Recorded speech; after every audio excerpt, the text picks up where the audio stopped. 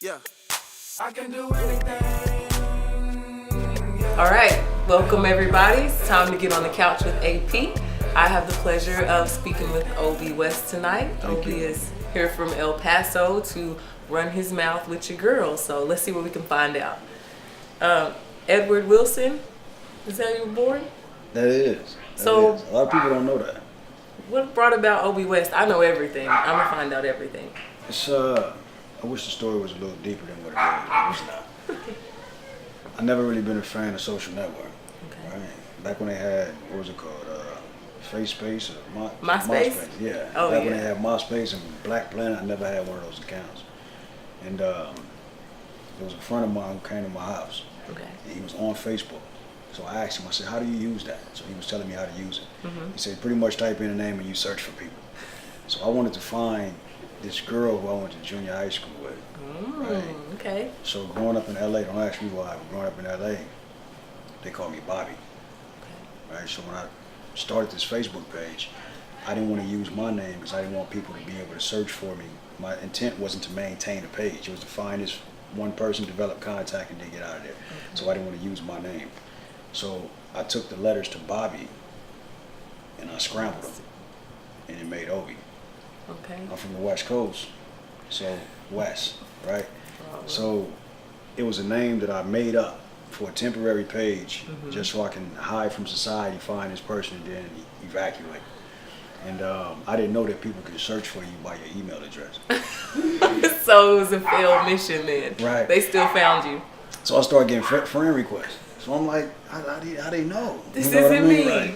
So I started accepting friend requests before I know I had 40 friends, 50 friends. Then you start engaging in the experience of the timeline, and you start enjoying it. Shortly after that, I started doing what I considered modeling at the time. Okay. And I wasn't doing poetry at the time either. Then after that, I started doing poetry. So anyone who knew me from those two worlds knew me as Obbie West because of that fake name. And now I got to the point to where I can't shake it if I wanted to. Well, it matches you, so good job with the scramble. Now, was that like a manual scramble, or did you have an app? Was there even apps back then? Nah, it wasn't even apps right there. A manual scramble. No, I just thought about it. I'm sitting in front of this computer and I have to start an account, but you have to put a name in there to start an account. Like, what do I want to use? Bobby. No, I can't use Bobby because they won't find me. Man, Bobby was such a staple that when I graduated from high school and walked across the stage, my high school didn't say Edward. They said Bobby. They said Bobby. Right, and Okay. that's not a middle name, or my father's name, or nothing. It was just names from childhood friends gave me, and it stuck. So I put that, erased it, and then Bobby, Obbie. Okay. So it was just something real quick. It wasn't supposed to last longer than a day. You said it wasn't deep. That was very deep. You think so? Did you Well, get the girl? Did you catch the girl? I found it. How'd that go? It was cool. Just kind of one of them I want to know you alive type thing. Oh, okay. But it wasn't okay. like, hey. It wasn't we got like, some you remember we unfinished made business. this plan to Yeah, get married. It wasn't Oh, like okay. that. It was like, I wanted to see what she doing. And that was it. Okay. So the West Coast, Obbie West, what brought you all the way to Texas? A lot of people don't know this. This is like exclusive. When I was 17, I left home. I joined the military. Oh, early. Yeah, I Okay. walked out of high school. So I graduated in June, July. I remember I was sitting in my room. I was playing Sega. Well, it's old school. Yeah, I'm playing Sega. And I hear an Hispanic voice in my living room. It was a recruiter who had knocked on the door. And he was in my living room talking to my mother about me, and I'm in the room on the Sega, right? Yeah. So my mother called me in the living room. I go in the living room, and this dude tells me, he got this long spiel about the military. I'm not hearing any of it. But then he tells me that it's a place that he can send me to where I can live rent-free and eat free, and it's not jail. Oh. I've never heard of any organization that provided that type of substance for free and you're not incarcerated. You know, when you're growing up, the most taxing expense that your mother always rent do. Right. So you gonna tell me I can go live somewhere and there's no rent, Right. and I can eat for free, but I'm still in the free world? Sign me Let's up. go. Yeah. The high school I went to didn't prepare me for nothing. Yeah. Nothing. I had one book my whole high school career. Which Right. book was that? A Spanish book. Oh, man. That was the only book. And then I was probably one of the few kids in class who had it. So when you get to class, you put that book on the table and 6 other people surround this one book. Okay. So I graduated from that high school, but that just means I attended. Exactly. Right? It don't mean I put any effort for it. So I wasn't prepared to do anything, and I was a mama's boy, so I didn't want my mother to have to take care of me, so I felt like I'd just leave. So I left at 17, and you know, you go to the military, they put you wherever they want to put you on earth. Right. So, Which branch? Army. Yeah. Okay. Yep. So you made it out of the military. Did you do the full 4 years and you left out, or how long did you stay in the military, I guess? I retired in January. Nice. So Congratulations. it's been 20 years. All right. Good deal. I didn't know that. I didn't know anything about Nobody the knows military. that. Yeah. Nice. Those lifestyles are completely separated. I Yeah. mean, on so. Is it something like euphoric? It's like you just like, I don't even want to think about that, or it's just like you done it and it is what it is? You represent certain things, and when you become part of certain things, people who aren't familiar with you as a person allow those things to represent you. I right? can understand that. So, to avoid the stigma associated with anybody who's part of that type of organization, Okay. I would rather you know me as who I am and not. So, I just keep those lifestyles separate. Okay. Yeah. Okay. So then, after the military, where did the poetic side of you come from? So what inspired that? Because initially I assumed that you had written like as a child, right? I've written poetry for as long as I can remember. I remember my first memory is Poetic Justice. So I saw Janet Jackson, I'm like, oh, I write too. So I just always told myself I'm as great a writer as Janet Jackson in Poetic Justice. Right. When did that start for you? 2013, April. So you're a newbie and this good. Right. I didn't. The newbie part, yes. This good, I appreciate it. But yeah, I didn't. Newbie relative to people who are in my peers. You know, a lot of them been writing since they was children. But when I was growing up, I didn't know anything about poetry. Wow. Nothing about it. Poetry was roses are red, violets are blue to me, and that was it. I was always fascinated with words, though. I remember there was a period of time where I would study pimps, right? And not because of what they stood for, but by the way they explained what they stood for. Right. So just the colorful words and the creativeness, I was fascinated by that.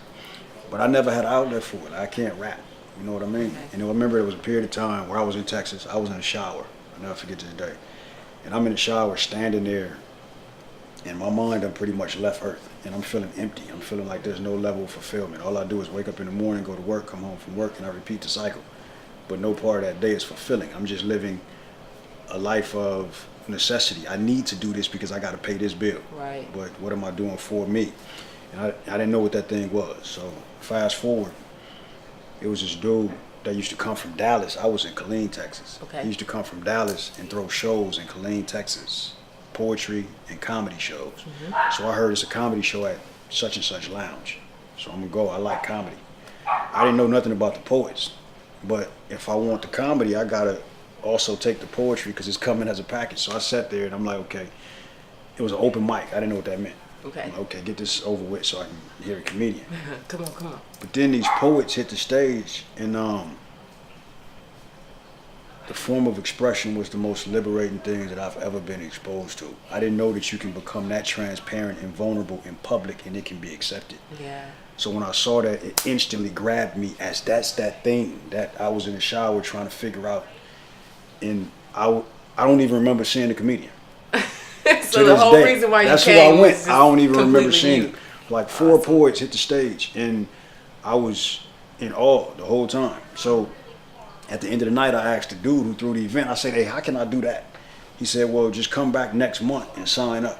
Mm-hmm. So I left, and within that 30-day time frame, I wrote 2 poems, what I consider poems at the time. I wrote 2 poems, and those poets who went up, they were seasoned, so no one had paper.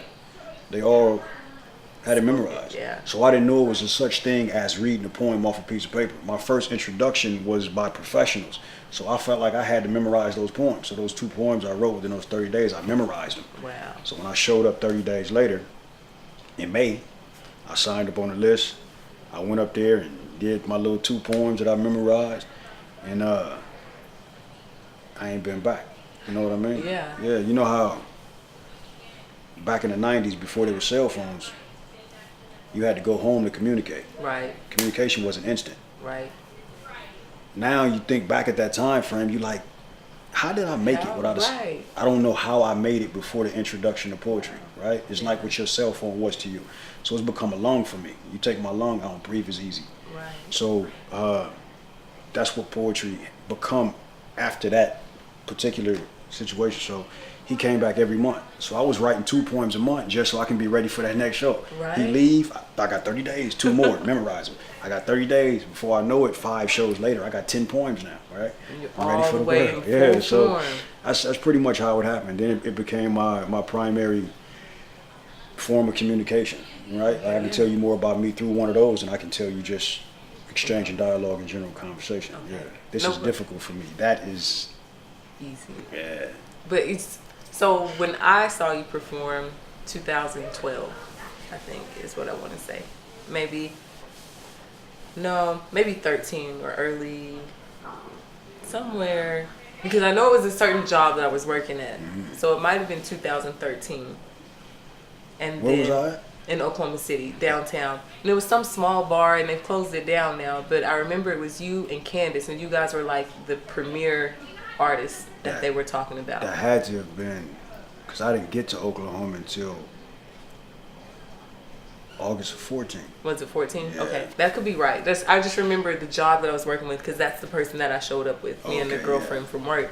Yeah. And I was so moved. And so for me, you say that you came to a comedy show and then you saw the spoken word. I know about writing poems, but when I saw you perform it, that's what clicked in my head. Like, wow, maybe there's a couple of poems that I could like talk it out. I still haven't performed anywhere, but you deposited that thought. So there's some that I have put into a spoken word pattern, right? But I've never performed them anywhere. But a poem is a poem even if it's not performed, right? It's true. So some of them I don't want to perform though. It's more like I want you to read it and see where it takes you. Yeah. So how do you feel about rap music in regards to poetry? Do you feel like it's still poetic? Currently, I guess Tupac is the most poetic rapper that I'm familiar with, in my own personal opinion. But I don't feel like there's anyone these days that really match that type of lyricism or storytelling or just raw poetry. I think we associate poetry with content. Right? We used to associate rap with content. We no longer associate rap with content. So poetry has several different components that it needs in order for it to be of utmost potency. The content is one. Then there's a creative writing aspect. The content is the most important. But if you can take that content and form it in a manner to where it's attractive, that's even more appealing. Yeah. Then after you've done that, it's the way that you deliver it to where it's digestible by those who are listening to it, right? Right. So that's a responsibility that we have. That's what we need in order to be successful in doing this. That responsibility isn't in rap anymore. No. You don't have to have all those components to be successful. You can pretty much be protected by your beat. It's true. Your producer creates you, and you just pretty much make a noise that people can imitate, and it's catchy, and you're successful, right? So do I think rap is poetry? Not all of it. Some of it, yeah. Some of the stuff, if you took it in, matter of fact, I think Jay-Z said something along these lines, if you took it and just looked at the lyrics and took the beat away, it could definitely be a poem. So there's still some out there, but in large, every rap song isn't poetry, in my opinion. But I'm a hip hop head. I love hip hop to death. You do love hip hop. Yeah, but the reality is, I know the difference. I see the difference between where it is now and where it's now. Right. Do you enjoy any acts currently? Like, do you have any favorite artists right now? I'm a Wayne head. Wayne? Oh yeah. So you're pretty happy with his latest album? Yes. Yeah, when it was popular to hate Wayne, I was the most unpopular person in the world. When was it popular to hate Wayne? It was a period of time to where criticism about Wayne was at an all-time high. No matter what he said, it was gonna find a way to. I never fell into that. Okay. I've only seen growth from him. Like people wanted him to still be the Carter One Wayne. Right. Yeah, I like the Carters. Me too. I love the Carters. But if you listen to a Carter now. Mm-hmm. I tried to listen to a Carter a few days ago and I couldn't listen to it. Really? I had to go back to what he's doing now. Really? And that if you go read an essay that you wrote in the 6th grade, you're not gonna be stunned by it. Not at all. I just changed stuff that I wrote a couple of years back. I've been working on my website. I'm like that doesn't mean you were stuff. stupid a couple of years back. That just means you've grown since that time frame. True. So he was genius now, but his genius has just gotten even better, right? Expansion. So nothing wrong with the Carters, but his growth is it's immeasurable. I'm going to have to argue that there will never be another single by Lil Wayne that's better than Go DJ. I don't care. I don't care. It's Go DJ. I guess it depends on what you're looking for in a single, though, right? So, to change my mood, because I can be mad or sad, but if I hear I'm like, turn up. Yeah, so you have a history associated with that single, though. So that's what influences your decision. But if you just, it depends on what you're looking for. And if you're looking for the lyrics, then of course you're gonna say there's something else that's out there. It's better than Go DJ. If you're looking for the feeling that it invokes, then you might be right. So it just depends on what you're looking for in a single. Mr. Carter. I can't. President Carter. You talking about the one he had with Jay-Z? What song you talking about?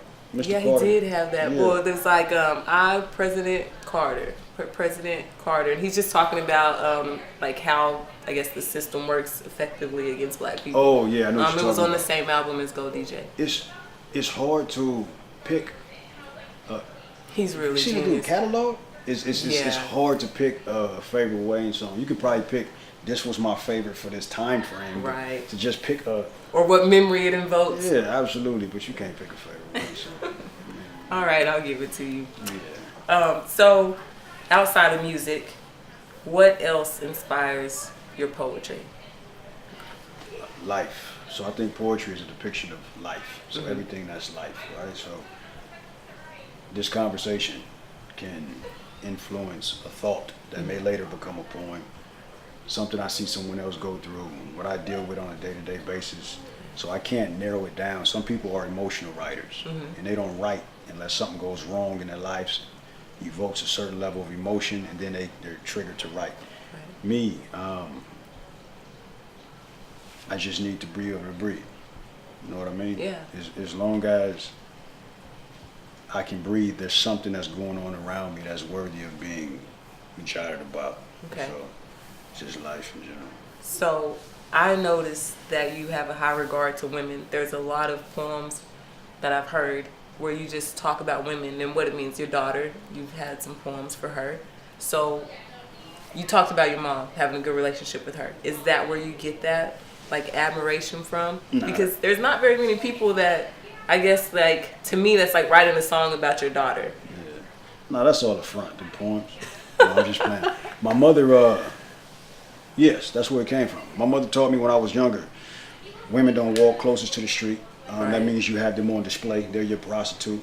She told me about opening doors. So those things stuck. You know what I mean? I don't care what you learn in life. What you would get a whooping for always sticks. Yeah. Right? So that appreciation for women definitely developed from my mother. And then when you have a certain demographic who, not just women, but a certain ethnicity of women who historically have been underappreciated, I think that is the people who appreciate that demographic has a responsibility to at least try to match the amount of discouragement with encouragement, right? Every day you're met with discouragement. So if somebody's not matching that level of encouragement, you're going to be consumed by the level. So I just try to match that level of discouragement with something so that demographic know, forget what they talking about, you are valuable. For the record, play that back twice. The encouragement has to outweigh the discouragement. Just saying. Absolutely. Yeah, that's a good point. So tell us about Brooklyn, who, by the way, Obbie's daughter has a book called Brooklyn State of Mind. So you guys check that out at brooklynelise.com. Yes. BROOKLYNELISE. So go and support baby girl. That's what we like to see. Yeah, Brooklyn is needy. Right? She's 15 years old right now, but she's a good kid though. So it's hard. It's hard not to give her everything. We're gonna give her what she needs. It's hard not to give her everything she wants because I mean, she's 15 years old. She's working on her second book. That's awesome. At the age of 15, I had never even read a book. I read, but I wasn't thinking about writing. I didn't start reading until I was an adult. I read if I needed to. I need this information in order for me to get this done. So I'm gonna retain what I need for that.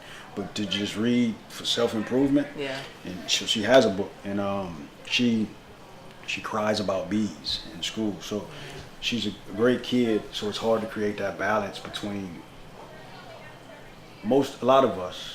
We have the financial freedom. I might be going off on a tangent. A lot of us have a financial freedom our parents didn't have, right? Right. So we know what it feels like to not have certain things that we want. And we try to protect our children from that feeling by giving them what they want. But if we don't do that with a certain level of balance, we break the line between enabling and disabling. So we can't give them everything they want, because when they grow up, they tend to believe things will continue to come as easy as they came. But when you have a kid that's deserving, it's hard to create that balance. So she's a good kid. She's a loner. Okay. She's a loner. So she has friends, but it's kind of like she pick and chooses when she wants her time, when she wants to share her time. And she's a love freak. She's in love with the idea of love. So her next book is called Love Brook. And she's already finished writing it. Comma or not? A comma. I just had to know. She's already finished writing it. She wants to release it February 14th. Of course. So right now she's just working on, this book was self-published. Now she wants to go through an actual publisher so she can see what the difference is. So now we're working on going through a publisher. She already has the artwork, but she's proud. The other lung. Yeah. Yeah. Yeah, you look proud. Yeah. That's good job, Dad. Good job. Yeah, shots. Okay, so wrapping up. So do you wake up in the middle of the night and have a poem? And are you committed to getting it down, or are you like me, you just go back to sleep? Not often. There are some times where I'll experience a thought while I'm asleep, and if I do, I'll wake up. You do. Because the worst feeling in the world to me is to have something that I felt like was valuable and that I can't remember. But my approach to writing is pretty conducive to capturing everything. Okay. Right? Like this BlackBerry. This phone doesn't have a SIM card. I've never taken a picture with this phone. Every poem I've ever written in my life is in this phone. Wow. This is my phone. Okay. This is my notepad. Your Palm Pilot. Absolutely. So if you think about it, people who are particularly artists, people who are passionate about something, you can find remnants of that thing everywhere they go. Find somebody who's into basketball and pop their trunk. Yeah. They got shoes and shorts in the back. They're not going to the gym, but they prepared if somebody say let's go to the gym. A barber, he got some clippers with him no matter where he goes, right? Yeah. But poets, they can't write until they get home. They got to wait till they get to their notepad and they say, okay, today I'm going to write for 30 minutes. But when you put it on a schedule like that, now it feels like homework. Right. So you can't do it as effective. So I feel like if I'm passionate about it, I should be able to do it wherever I go. So if I'm holding a conversation with you and a thought comes to mind, I can just jot down those. So I write every day. And when I say I write every day, I might not write a poem every day, but you may say a word that intrigues me and I might write that word down. And it's a section in that phone called seeds, right? So anything that's intriguing to me, I write it in seeds. Periodically, I go back through seeds and I just read what's in there. So something I wrote a month ago, it might trigger another thought that complements that, and I'll add to it. At some point, everything is seed. At some point, it becomes a poem. So I don't sit down and come up with subjects and then write about that subjects. I just write ideals and seeds, and then I let those ideas blossom into whatever they become in the time that it happens. Right. See, I'm smiling so big because I do the same thing, but my approach is scattered, right? I have stuff on paper. I have a notebook in my car. I have a pen in my car, like little notebooks. I'm always like, I just need to keep it by in case I think of something. But when I was little, I remember, the writers or whatever, the reporters be running around with those little. Yeah. I finally got one. Oh, okay. Yeah, so I was going down the road the other day and I was like, bam, something hit me. And I reached over and I grabbed it. And it was the victory, and there was the little girl in me that was like, we did it, because we had it right there. I pulled it out, I expressed myself, and then I got home and I played it out, and I was like, I have a blog subject. Yeah. So it was just beautiful for me for that all to come together, because somebody gifted that to me randomly. They were just like, hey, I had this, and do you want it? And I was like, the universe sent you. So I took it, and there's this little victory moment. So I have 3 different sections on it already, like when I do stuff for Provoke, and then when I do story concepts, like I'll think of stories. I want to be an author ultimately, and so I'll get these ideas for a story, and I know I can't bust them out, but I can definitely put my plot out there. Right. And so I have a section for my plots, and then a section for just like my little AP-isms where I just do little quips. Right. So it's like I have it sectioned out, but I'm so scattered, and I'm really like this year have committed to bringing it all in. Right. And I finally got my website up and going, so That's it makes me proud that we kind of parallel in our thought process. Right. So let's talk about this. Now that you say Blossom, Obbie West has this book. You can find his poems and more of what he has to offer at obbiewest.com. That's OBBIEWEST.com. Definitely grab the book. I got mine signed. You won't get that good, but you know, you can try. Oh, okay. I got mine signed. You won't get this, but you can definitely get the book, and you should. One of the most inspirational poems that I listen to often actually is Little Black Girl. That's my favorite one. The first time I heard it, I was like, he's talking to me. I probably was having an emotional day. But I needed it, and so I always visit back to that poem, and thank you for that, because it helps me, and I'm sure it helps other people that hear it. So would you like to perform a poem for us? I can. Okay. But you have questions for me, right? Yes, I do. Yeah. I want to know, I'm part of something right now. I just need some detail in what it is that I'm a part of. Provoke Magazine. Okay. So just up and running this year. Well, our first edition will be out in January 2019. So that's put together by Troy Kimball. And basically what it is we're highlighting the other side of life, right? Most magazines are going to give you this cookie cutter situation, and we're going to tell you about all the celebrities. Well, our writers are in your face. We're trying to provoke thought. We're trying to not necessarily change your mind about something, but give you a different perspective of how to look at things. There's a lot of write-ups about what we're eating. You know, there's this great debate right now. Everyone's going vegan, or they're trying these gluten-free diets. Well, we have some writers that are talking about why you may feel bad. Is it what you eat? So we're really attacking the status quo in the magazine, but we're doing it in a respectful and entertaining way. And so we're highlighting artists that don't get as much exposure. So those that are just starting out, right? Like, well, you're not just starting out, but you know, everyone is not into spoken word. You kind of have to be looking for that niche. Right. So we're putting things out there that aren't the everyday story. And that's why I'm glad to be a part of that team. It gives me a way to express myself how I really feel, right? I don't have to mute what it is that I really want to say. You know, I keep it in taste, but I can say what it is that I'm thinking. And I think that'll change a lot of people's minds as they get connected with what we're putting out there. It was definitely thought-provoking information. Well, thank you. I appreciate the opportunity. All right, and before I forget, Obbie's going to perform a poem for us. And so I'll let you take over, Mr. West. Okay. Why is debt so dominant in our lives? And why does it seem like getting paid just to pay debt is life's cycle, and we're all just menstruating? Allah Talam AC, the devil's in the details. Aki. See, your paychecks aren't checking the block. The system is set up to make you a slave to your wages. For ages, banks and colleges have been thriving off miseducation and bad decisions. Institutional cash cows, institutional education will sell you core classes not at all conducive to the average future. They'll teach you about electrons and neutrons to try to neutralize your brain power. In the meantime, they rake it in cash by stuffing asses in class seats.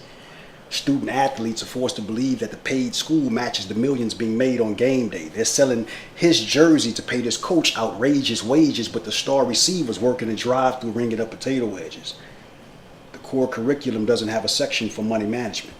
They rather teach you about the Santa Maria, but I guarantee you can't call Christopher Columbus when you're having problems with the credit bureau. College kids are crossing stage in debt over overpriced diplomas, being pushed out into the world underwater. They're drowning under a cap and gown, using a credit card as a flotation device. Bi-monthly checks are being devoured by debt with barely enough left to satisfy next week's needs, and these banks and cash advance spots are getting rich off loans and overdraft fees. We're the product of a perfect plan. We're all just pawns in a pool of piranhas with puppets being played for systematic gain. But you can gain momentum and save yourself through your savings, right? Save your raises. We get paid, we buy bigger houses, we buy more clothes, we buy bigger cars. Save your raises versus raising your expenses every time your wages raise. Sacrifice for a 6-month saving and stop slaving to these credit card criminals. These credit card companies. After taxes, 60% of your take home should not be taken out of your home. You're just working to feed kids and pay slave owners. Own your car. Own your car. Own your car. Instead of calling the car dealership every 2 years requesting a new car note. A car payment does not have to be a lifetime engagement. You're married to a metal box. These car loan applications are just long Willie Lynch letters. You're driving around in a new noose. Debt payments are hanging you. Feet dangling over a pot of hot bills anxious to burn you. The world's just a large wheel. We're all just sprinting to spin it at a snail's pace. Name of the game, rat race. We're just rodents pleading for the cheese. You've worked too long for money. Now it's time to figure out how to make that money work for you. Now, you can remain broke if that works for you, but I would say save and stop spending to impress people who are doing worse than you. That's that one. Salute. Thank you. Salute. Yeah, we changed a few minds with that one, huh? Say that again? So we changed a few minds with that one. I would hope so. Yeah, for sure. So. All right. Thank you guys for tuning in and sitting on the couch with myself and Obbie West. We hope to see you next time. That's Provoke Magazine, AP Style. Good night, guys.